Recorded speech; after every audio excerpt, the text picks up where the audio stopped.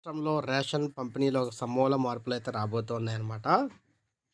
రాష్ట్ర ప్రభుత్వం మనం చూసుకున్నట్లయితే కొత్త ఏడాది నుంచి మార్పులైతే చేస్తూ రేషన్ పంపిణీలో కీలక మార్పులైతే తెస్తా అని తెలుస్తుంది. గతంలో ఇచ్చే మాదిరిగా ఏదైతే కా గతంలో 10 సంవత్సరాలు, 15 సంవత్సరాల క్రితం దాదాపు 8 రకాల సరుకులైతే ఇచ్చేవారనమాట. అదే విధంగా మళ్ళీ అన్ని రకాలు కాకపోయినా కనీసం 5 రకాలు ఇచ్చేందుకైతే ప్లాన్ చేస్తున్నారు. అందులో ముఖ్యంగా బియ్యము, కందిపప్పు, పంచదార, దాంతో పాటు ఒక ఆయిల్ ప్యాకెట్ కూడా ఇవ్వాలని చెప్పేసి భావిస్తున్నారనమాట. ఆయిల్ ప్యాకెటు, అలాగే కొంతవరకు కారం అనమాట. ఈ 5 రకాల సరుకులైతే ఇవ్వాలని చెప్పేసి ప్రభుత్వం భావిస్తోంది.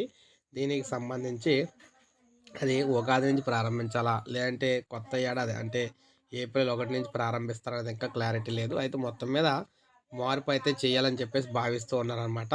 మార్చిన తర్వాత ఈ 5 రకాల సరుకులు రేషన్ పంపిణీలో అయితే తీసుకోవడానికి అవకాశం అయితే ఉంటుందని చెప్పేసి చెప్తున్నారు.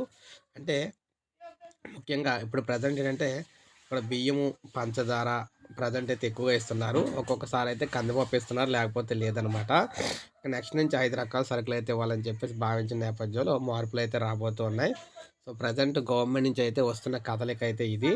ఇది మనకి లేటెస్ట్ అప్డేట్ రేషన్ పంపిణీకి సంబంధించి. ఒక లైక్ చేయండి, సబ్స్క్రైబ్ చేసుకోండి. మన ఛానల్ సబ్స్క్రైబ్ చేసుకొని ఫాలో